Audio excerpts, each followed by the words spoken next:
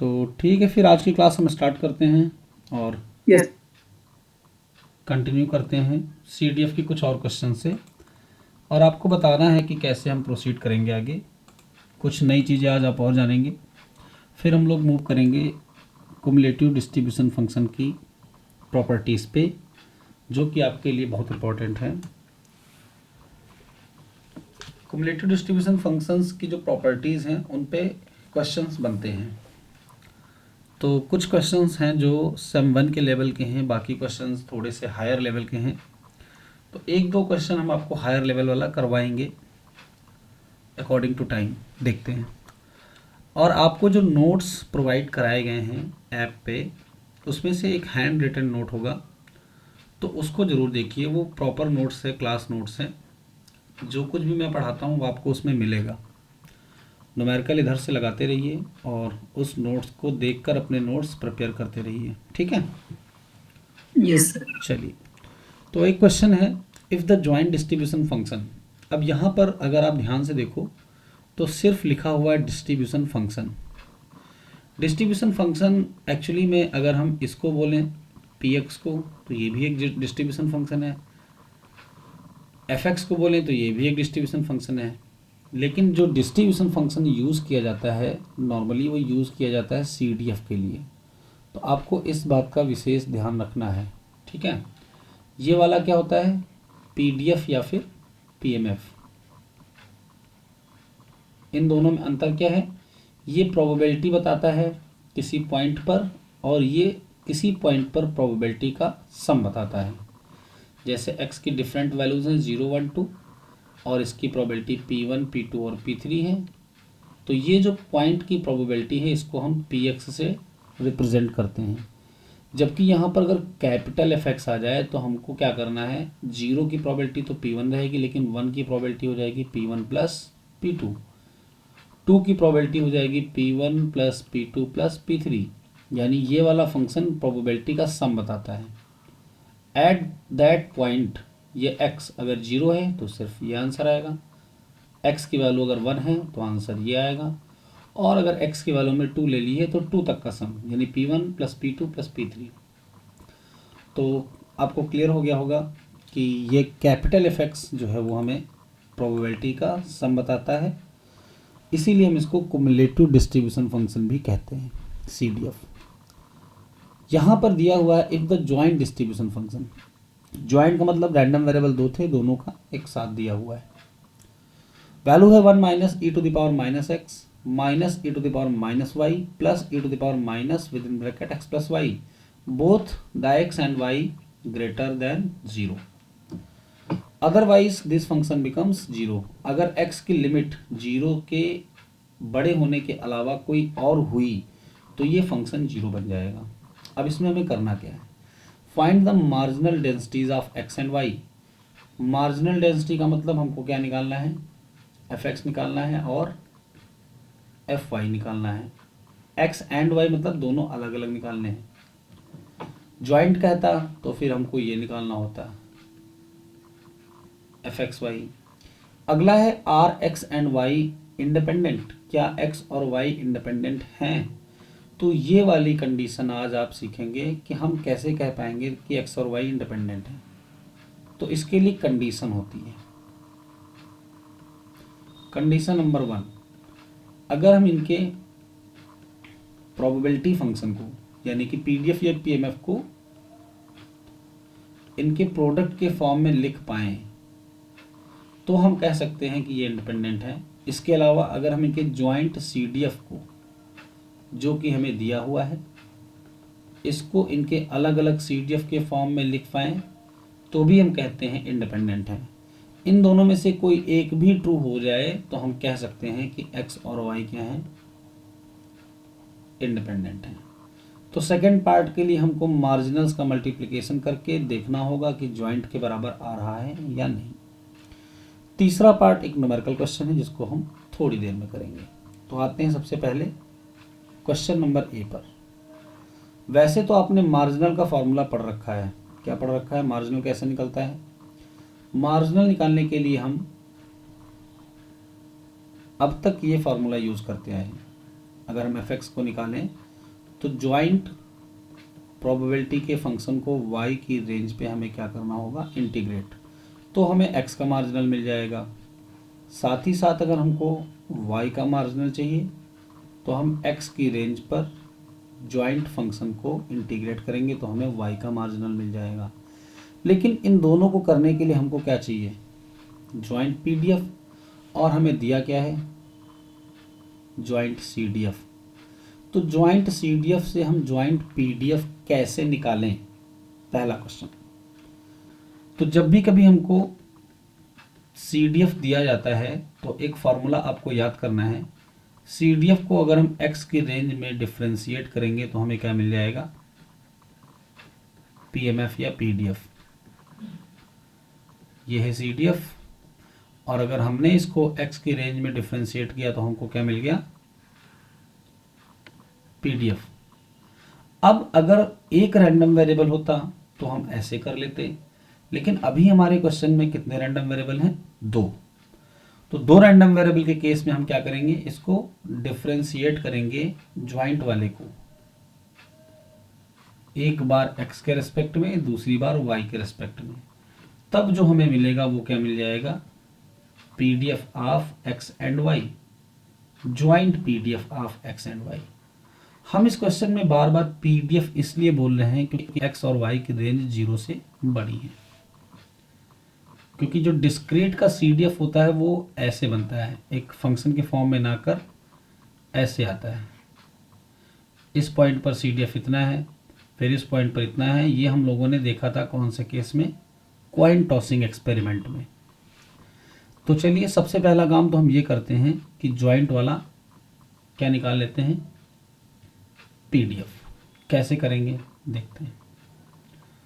तो हम अपने फंक्शन fxy को लिख लेते हैं और उसको एक बार x के रिस्पेक्ट में और एक बार y के रिस्पेक्ट में कर देते हैं डिफरेंशिएट। ओके,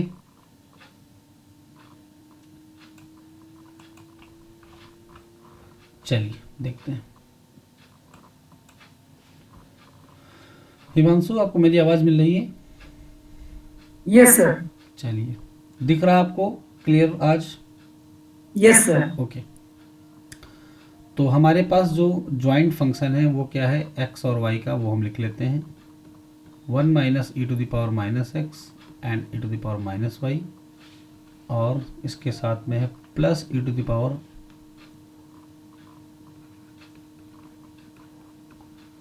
तो हम पहले इसको क्या करते हैं,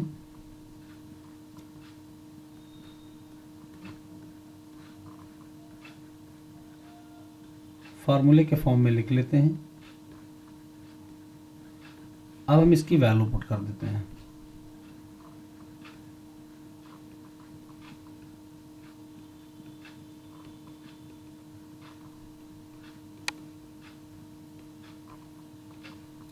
अब बारी बारी से इसको डिफरेंशिएट करते हैं। तो पहले हम x को बाहर रखते हैं और y को अंदर भेजकर डिफरेंशिएट करते हैं। तो इस 1 का अगर हम y के रेस्पेक्ट में करेंगे तो क्या हो जाएगा, 0। इस e की पावर माइनस एक्स का y के रेस्पेक्ट में करेंगे तो क्या हो जाएगा, 0। अगर इसका हम करते हैं y के रेस्पेक्ट में तो रिजल्ट क्या आने वाला है,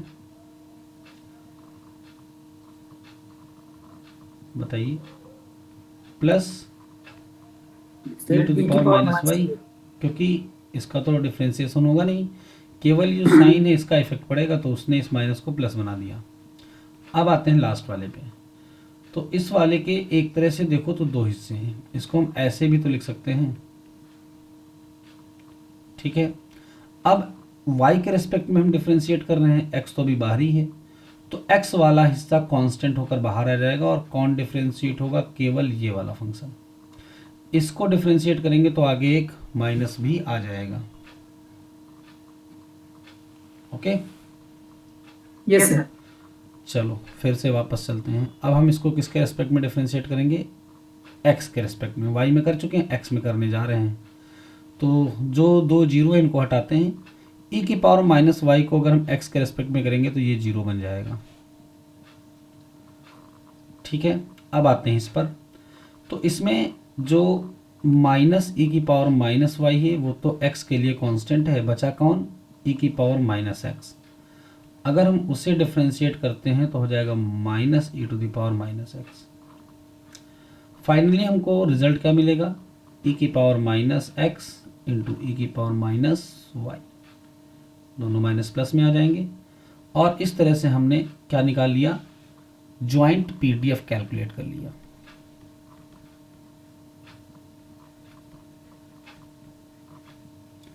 ये आ गया हमारा ज्वाइंट पीडीएफ। अगर हम इसमें x की रेंज देखें तो वही रहेगी जो पहले थी, और y की रेंज भी वही रहेगी।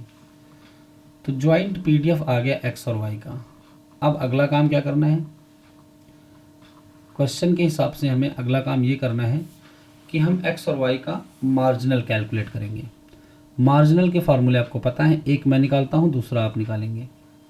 अगर हमको x का मार्जिनल चाहिए तो हम इस फंक्शन को y की रेंज पर क्या करेंगे, इंटीग्रेट कर देंगे y की रेंज पर, y के रेस्पेक्ट में। तो चूंकि y की रेंज और y के रेस्पेक्ट में होने जा रहा है, तो y की रेंज 0 टू इन्फिनिटी, और यही फंक्शन y का है। एक तो x का है, वो कांस्टेंट है, बाहर आ जाएगा, ठीक है।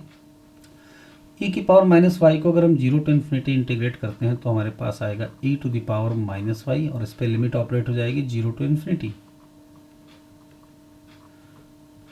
अब अगर हम लिमिट पुट करते हैं तो e की पावर माइनस इन्फिनिटी क्या बन जाएगा, 0।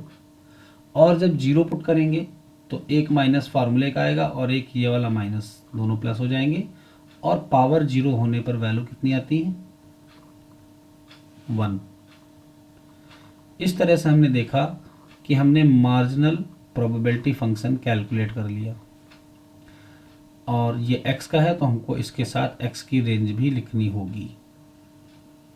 जब x 0 से बड़ा होगा तो x का मार्जिनल क्या होगा, e की पावर माइनस एक्स। अब आपको होमवर्क में क्या करना है, y का मार्जिनल निकालना है। हम रिजल्ट यहाँ पर लिख दे रहे हैं, सेम ही आएगा, y ग्रेटर देन 0। अब हमारा पहला पार्ट हो गया, दोनों के मार्जिनल्स कैलकुलेट हो गए। नेक्स्ट पार्ट हमारा है, चेक करो क्या x और y इंडिपेंडेंट हैं।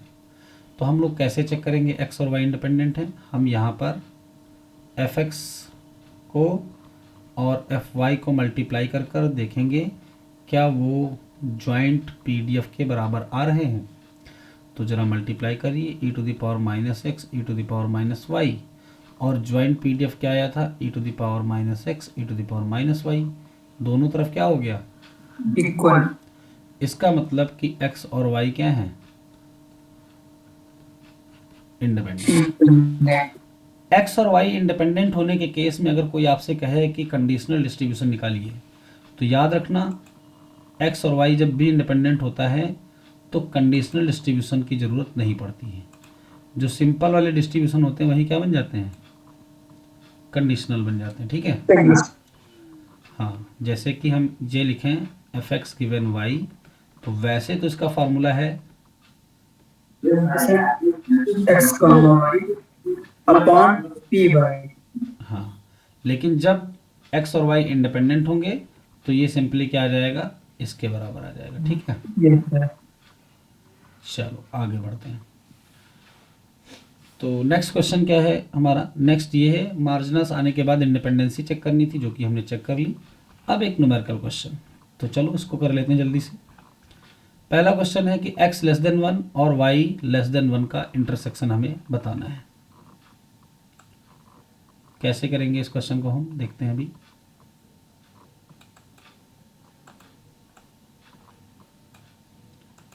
चलिए,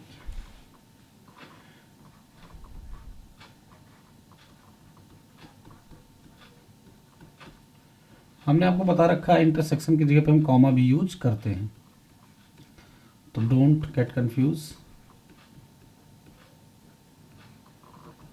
अब अभी भी हमने देखा x और y इंडिपेंडेंट हैं, तो इंटरसेक्शन की प्रोबेबिलिटी क्या हो जाएगी,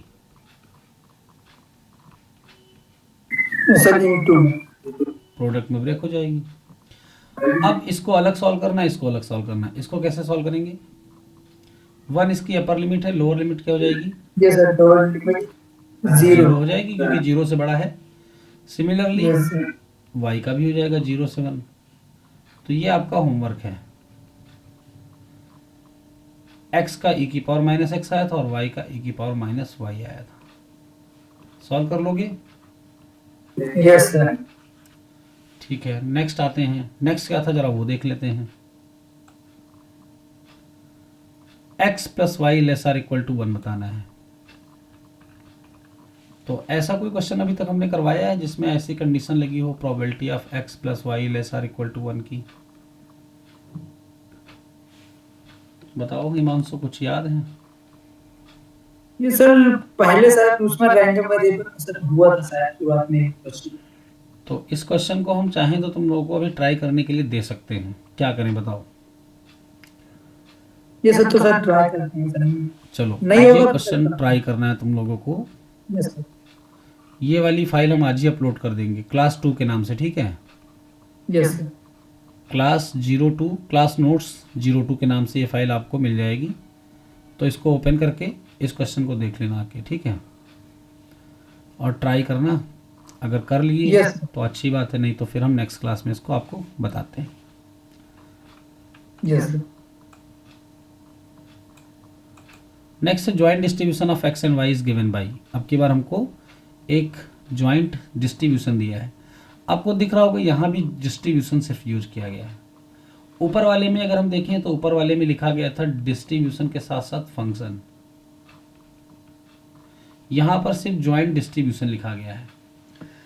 आप ऊपर वाले कैपिटल एफ एक्स वाई को देखकर ये जान गए थे कि ये वाला सी डी एफ है। अगर यहाँ ध्यान से देखो तो क्या लिखा है? स्मॉल।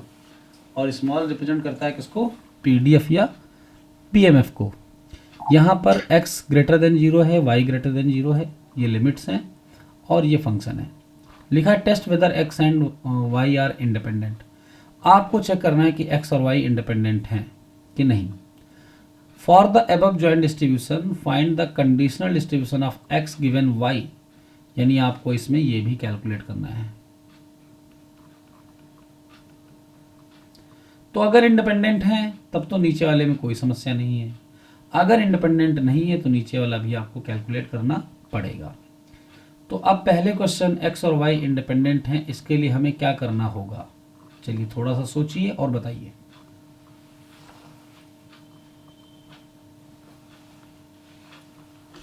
हिमांशु,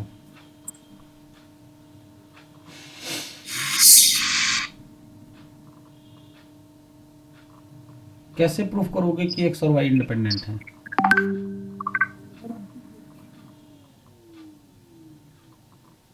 अभी अभी हमने पढ़ा कि दो रैंडम वेरिएबल इंडिपेंडेंट कब होंगे?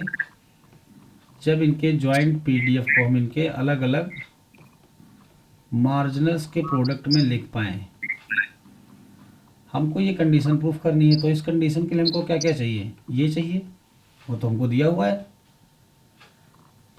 और क्या चाहिए? एफ एक्स और एफ वाई, ये तो हमको कहीं नहीं दिए हुए हैं। तो सबसे पहला काम हमें क्या करना होगा?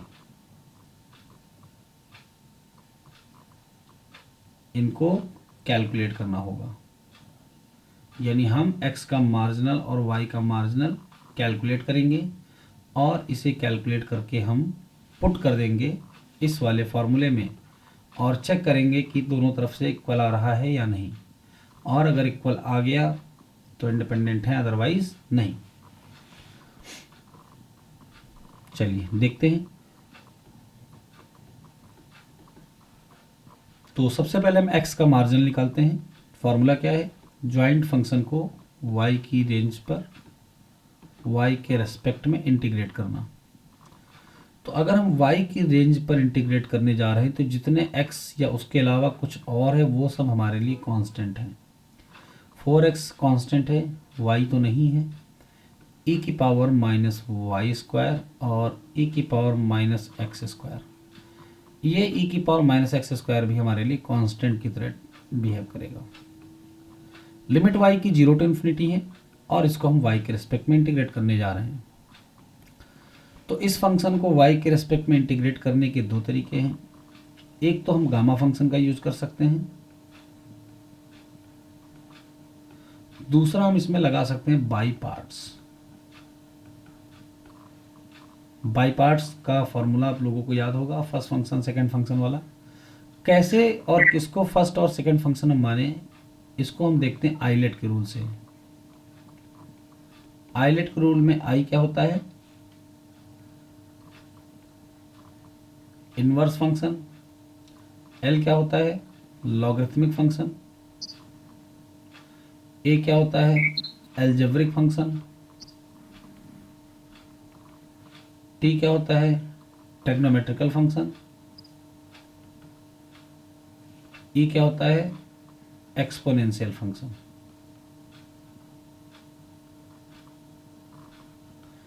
तो इस वाले में अगर हम y को देखें तो वो एक एल्जेब्रिक फंक्शन है, ये हमारा फर्स्ट फंक्शन बन जाएगा। इस रूल में जो पहले आता है उसको फर्स्ट मानते हैं, जो बाद में आता है उसको सेकंड मानते हैं। और ये एक्सपोनेंशियल फंक्शन है, ये हमारा सेकंड फंक्शन बन जाएगा। लेकिन हम जरा लगाते हैं गामा फंक्शन। गामा फंक्शन क्या होता है ये हमने आपको एक बार बताया है, लेकिन आज हम एक बार और इसको बता देते हैं ताकि क्लियरिटी और हो जाए। गामा फंक्शन हम लोग पढ़ चुके हैं पहले, ये आपको मैथ की बुक में पूरा एक चैप्टर है बीटा गामा फंक्शन के नाम से आपको पढ़ाया जाएगा। गामा को हम लोग ऐसे रिप्रेजेंट करते हैं जिसकी मीनिंग होती है फैक्टोरियल दिस। गामा फंक्शन के इसकी वैल्यू क्या होती है, एक इंटीग्रेशन हम लेते हैं 0 to इन्फिनिटी और e to the power minus x x to the power n minus 1 dx। अगर हमको इस तरह का कुछ भी दिख जाए तो हम उसको फौरन क्या लिख सकते हैं, गामा n, जहाँ पर n x की पावर में है। तो क्या हम इसको गामा में कन्वर्ट कर सकते हैं, देखते हैं कैसे। 4x e to the power minus x square हमारे लिए कांस्टेंट है, और इस वाले को अगर हम सॉल्व करेंगे तो हम एक सब्स्टिट्यूशन करेंगे, put y square is equal to t. यहाँ से अगर हम देखें तो 2y और dy की वैल्यू क्या आ जाएगी, dt। अगर हम यहाँ से y की वैल्यू निकालें तो आएगा √2t। लिमिट पे कोई फर्क नहीं पड़ेगा, अगर y की लिमिट है 0 to इन्फिनिटी तो t की लिमिट भी क्या रहेंगी, 0 to इन्फिनिटी। तो चलिए सॉल्व करते हैं। लिमिट है 0 to इन्फिनिटी, y और dy की जगह पे हम क्या पुट कर सकते हैं, dt/2। e to the power minus y square में y स्क्वायर की जगह पे हम t पुट कर सकते हैं। सारे सब्स्टिट्यूशंस हो गए हैं और हमारे पास रिजल्ट में आया है dt/2। अगर आप देखिए तो यहाँ से t तो गायब ही हो गया, तो हम t को किसी तरीके से ला सकते हैं, बिल्कुल हम इसको लिख सकते हैं 1 - 1। और अब अगर हम देखें इसमें से 1/2 को बाहर करके तो हमारा फार्मूला क्या बनेगा, e to the power -2 t to the power 1 - 1 dt। Compare करिए ज़रा इस वाले से और देखिए हमारा फार्मूला क्या बन रहा है। तो गामा n वहाँ पे बनता है, यहाँ पर बनेगा गामा 1 क्योंकि n की जगह पे 1 है, और गामा 1 की वैल्यू होगी फैक्टोरियल 1 - 1 यानी कि फैक्टोरियल 0, और फैक्टोरियल 0 की वैल्यू होती है 1। सिमिलरली यहाँ पर आ गया हमारे पास 2x e to the power minus x square. ये हमारा किसका मार्जिनल आ गया, x का। क्या x का मार्जिनल आपको समझ में आया?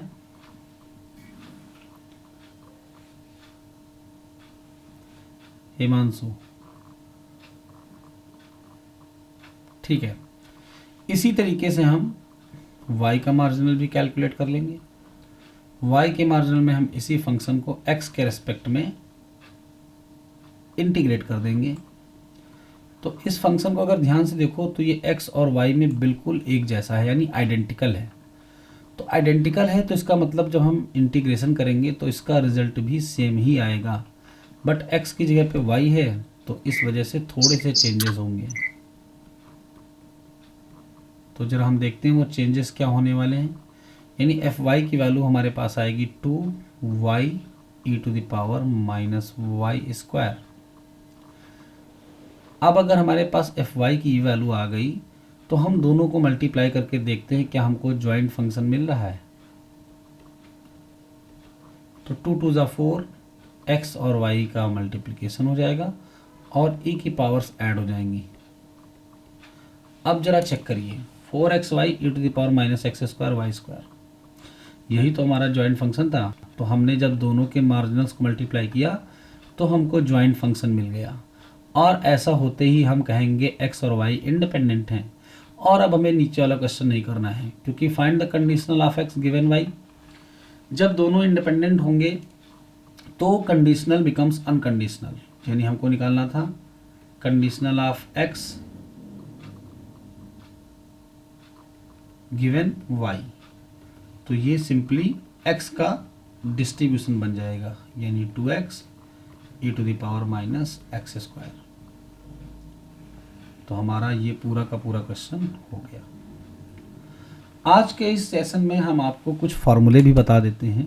जैसे कि मान लो हमें एक फंक्शन दिया गया है, कुछ चीज़ों को मैं आपको इंटरप्रेटेट करना भी बता रहा हूँ और उनके फार्मूले भी बता दे रहे हैं। हमारी जो एक लाइन होती है y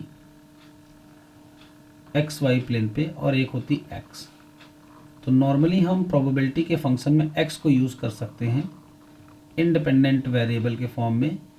इसकी वैल्यू 0 1 2 या नेगेटिव भी हो सकती है, 3 4 इस तरह से।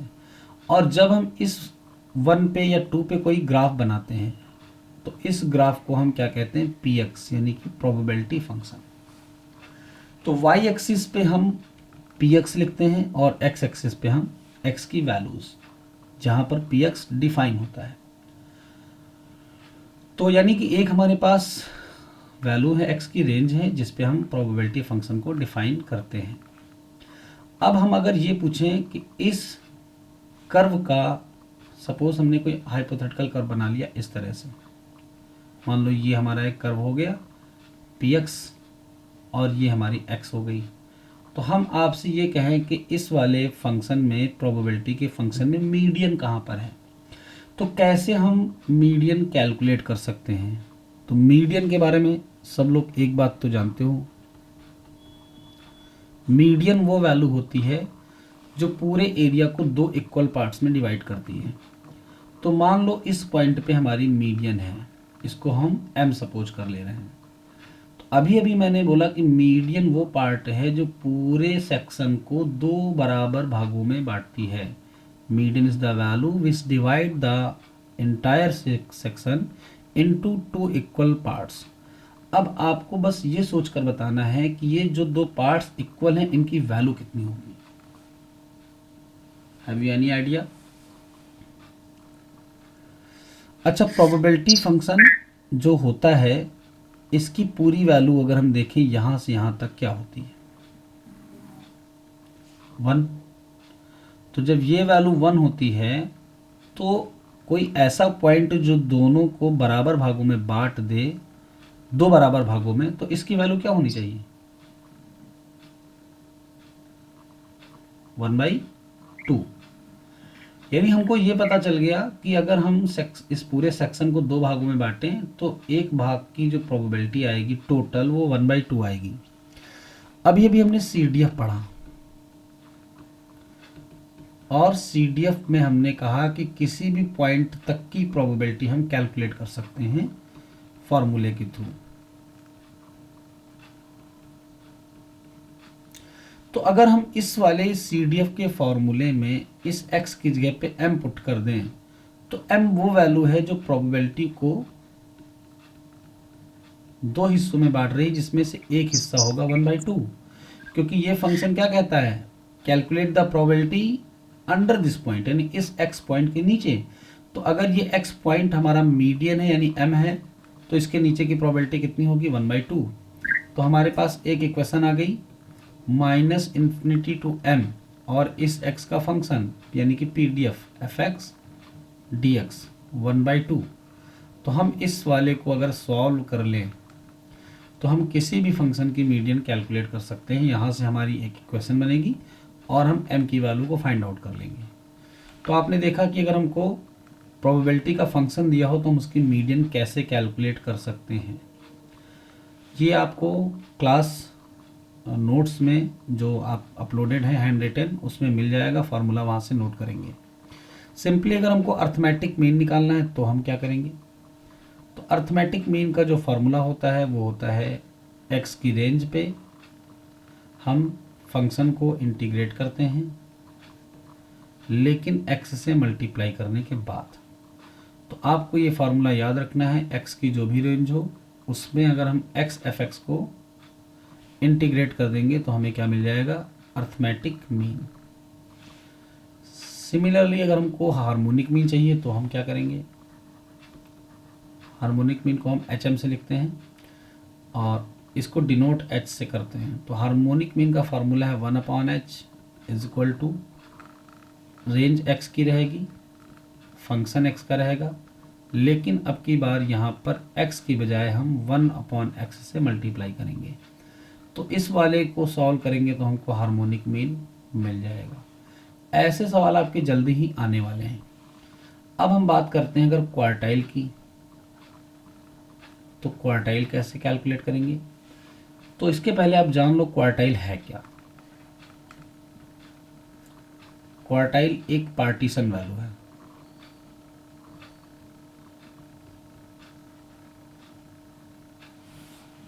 पार्टीशन वैल्यूज का मतलब जो किसी एरिया को या सेक्शन को पार्ट्स में डिवाइड करते हैं।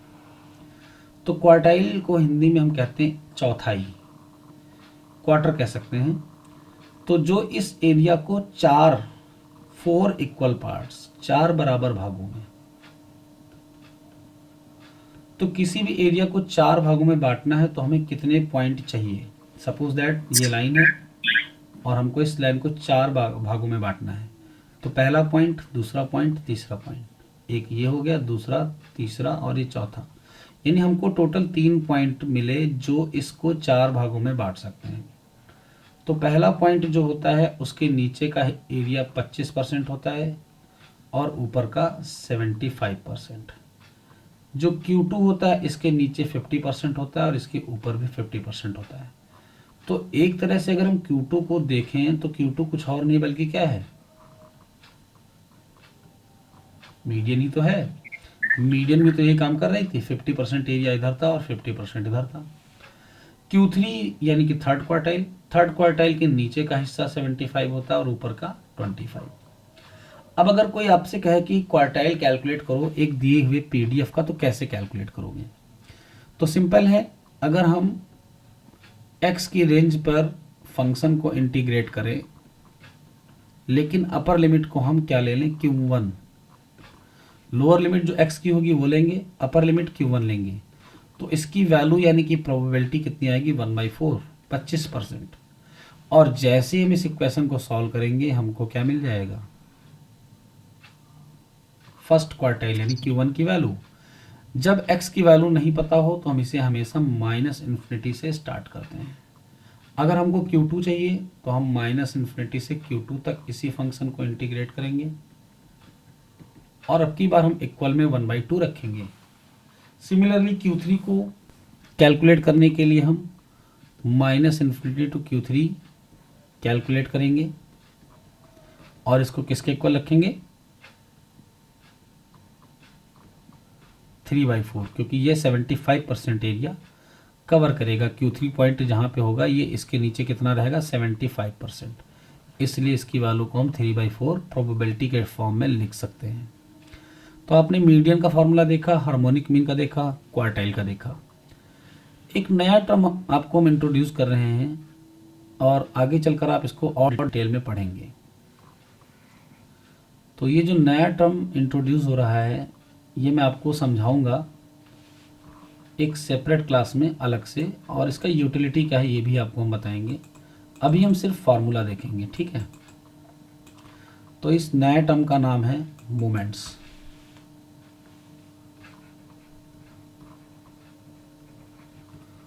इसकी यूटिलिटी हम बाद में जानेंगे क्या है, कहाँ पे हम इसको यूज़ करेंगे, और इसको ग्राफिकली भी हम बाद में ही देखेंगे, कैसे हम इसको समझ सकते हैं कि मोमेंट्स का मतलब क्या है। अभी हम मोमेंट को 2 हिस्सों में डिवाइड करेंगे। एक को हम कहते हैं रॉ मोमेंट,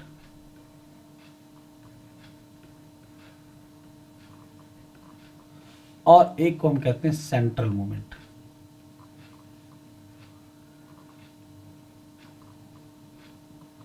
रॉ मोमेंट को हम क्या कहते हैं? About any point.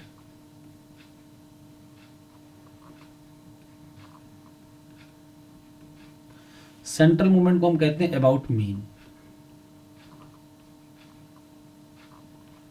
Raw moment का नोटेशन में अगर हम आरवे नंबर का मोमेंट डिफाइन करें तो हम इसको म्यू आर डैश से डिनोट करते हैं, जबकि सेंटर वाले को सिंपली म्यू आर से डिनोट करते हैं। अब आते हैं इसकी कैलकुलेशन पे। आर की वैल्यू 1 से लेकर 4 तक हम नॉर्मली यूज करते हैं, यानी कि नॉर्मली हम 4 मोमेंट निकालते हैं। तो मान लो कोई पॉइंट है ए। अब इस ए के बारे में एक बात जान लो कि ये मीन नहीं है, क्योंकि अगर मीन होगा तो हम इस तरफ मूव कर जाएंगे। ए 0 भी हो सकता है या कुछ और भी, लेकिन मीन नहीं हो सकता। तो अगर हम किसी पॉइंट ए के अबाउट कैलकुलेट करने जा रहे हैं मोमेंट, तो इसका फार्मूला क्या होता है?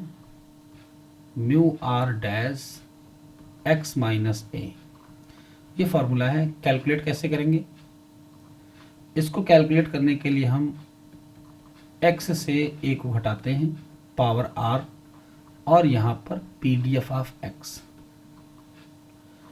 लिमिट क्या होगी? जो भी x की रेंज हमको क्वेश्चन में दी गई हो। कुछ सवालों में हम आपको इसको कैलकुलेट करके दिखवाएंगे तो आपको और आसानी होगी। अब अगर हम r की वैल्यू को 1 पुट कर दें तो हमको फर्स्ट मोमेंट मिल जाएगा। इसको हम raw moment, first raw moment कह सकते हैं, या कह सकते हैं first moment about any point A. R की वैल्यू 2 रखेंगे तो सेकेंड, 3 रखेंगे तो थर्ड, और 4 रखेंगे तो फोर्थ मोमेंट। एक बात पे आपको ध्यान देना है कि अगर ए की वैल्यू 0 हो गई तो हम इस मोमेंट को कहते हैं अबाउट एनी पॉइंट की बजाय अबाउट ओरिजिन, स्पेशल नाम है। अब आते हैं इस वाले सेक्शन पे। इस वाले सेक्शन के फॉर्मूले में कोई अंतर नहीं है, बस डैश हट जाएगा और इस ए की जगह पे क्या आ जाएगा? मीन, यानी कि एक्स बार। बाकी सब सेम रहेगा। अब अगर आर की वैल्यू 1 पुट करेंगे तो हमारा पहला सेंट्रल मूवमेंट निकलेगा, 2 रखने पर दूसरा सेंट्रल मूवमेंट, तीसरा और चौथा। तो 4 सेंट्रल मूवमेंट हमको आगे चलकर पढ़ने भी हैं। इसकी यूटिलिटी क्या है ये हम बाद में देखेंगे। अभी के लिए आपको बस इस फॉर्मूले पे फोकस करना है, इस वाले पे और इस वाले पे। कुछ सवालों के थ्रू हम इनको आपको समझाने की कोशिश करेंगे।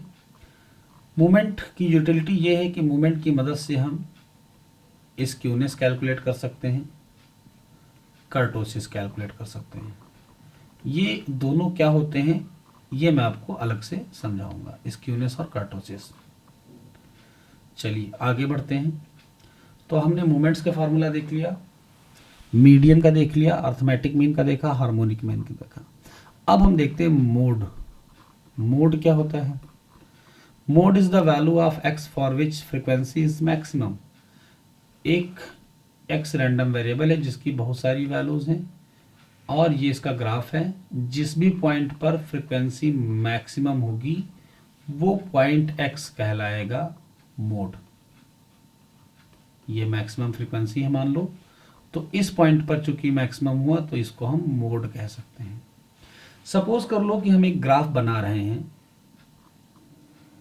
इसमें हम ये देख रहे हैं कि भारत में बिकने वाला जो जूता है वो कौन कौन से नंबर का सबसे ज़्यादा पहना जाता है। तो 0 नंबर का जूता, 1 नंबर का, 2 नंबर का, 3 नंबर का, 4 नंबर का, 5, 6, 7, 8, 9, मैक्सिमम जूता मान लो 12 नंबर तक पहना जाता है। तो इसके ग्राफ में हम आपसे पता करवाना चाह रहे हैं कि बताओ कौन सा नंबर ऐसा है जो मोड है। तो मोड तो वही नंबर बनेगा जिस नंबर का जूता सबसे ज़्यादा बिकेगा, तभी तो उसकी फ्रिक्वेंसी मैक्सिमम होगी। तो ग्राफ को थोड़ा सा मॉडिफाई करेंगे। यहाँ पर हमारा जो 7 है वो मोड आता है, क्योंकि भारत में सबसे ज़्यादा भारत क्या पूरे वर्ल्ड में हम देखें तो 7 नंबर का जूता सबसे ज़्यादा बिकता है। तो मोड जो होगा वो 7 होगा। अब किसी फंक्शन एफ का मोड अगर हमको नहीं पता है और कैलकुलेट करना है तो हम कैसे करेंगे? तो मोड को कैलकुलेट करने के लिए हम सबसे पहला काम क्या करते हैं? फंक्शन को एक बार डिफ्रेंशिएट करके इक्वल टू 0 रखते हैं, यानी मैक्सिमा मिनिमा का कॉन्सेप्ट लगाते हैं और हम देखते हैं कि x की किस वैल्यू पे फंक्शन मैक्सिमम या मिनिमम हो रहा है। इसको इक्वल टू 0 रखने पर हमको x की कुछ वैल्यूज मिलेंगी। उस x की वैल्यूज पे हम डबल डिफरेंशिएशन की वैल्यू चेक करते हैं और अगर वो वैल्यू पे 0 से छोटा आया यानी कि सीधे सीधे कह दो नेगेटिव, तो वो x का पॉइंट क्या कहलाएगा, मोड। तो मोड को भी हम दिए हुए फंक्शन से कैलकुलेट कर सकते हैं कि मोड क्या आएगा बिना ग्राफ बनाए हुए। तो मोड का फॉर्मूला भी आपको प्रोबेबिलिटी के फंक्शन पे क्लियर हो गया। तो आज की क्लास हम यहीं तक रखते हैं। कल की क्लास में हम कुछ नए क्वेश्चंस देख सकते हैं इन टॉपिक्स पे जो कि अभी हमने आपको बताए, अर्थमेटिक मीन, हार्मोनिक मीन वगैरह वगैरह। फिर हम आपका स्टार्ट करेंगे प्रॉपर्टीज़ ऑफ CDF यानी कुमुलेटिव डिस्ट्रीब्यूशन फंक्शन की क्या क्या प्रॉपर्टीज़ होती हैं। फिर हम नेक्स्ट यूनिट पे मूव करेंगे अर्थमेटिक मीन पर। एक इम्पॉर्टेंट टॉपिक आपका और है जिसका नाम है ट्रांसफॉर्मेशन। तो ट्रांसफॉर्मेशन एक ऐसा टॉपिक है जिसके क्वेश्चन आपको हर एग्जाम में मिलेंगे, चाहे वो BSc लेवल का हो या फिर कंपटीशन लेवल का। तो ट्रांसफॉर्मेशन हम आपको यूनिवेरिएट का सिखाएंगे, बाईवेरिएट या उससे ऊपर के ट्रांसफॉर्मेशन आप सीखेंगे BSc थर्ड ईयर में। यूनिवेरिएट का ट्रांसफॉर्मेशन कैसे होता है, फंक्शन कैसे बदलता है, बदलने के बाद क्या क्या चेंजेस आते हैं, ये सारी चीज़ें हम इस टॉपिक में देखेंगे। तो आज की क्लास यहीं तक। जय हिंद, मिलते हैं कल सेम टाइम पे। Thank you.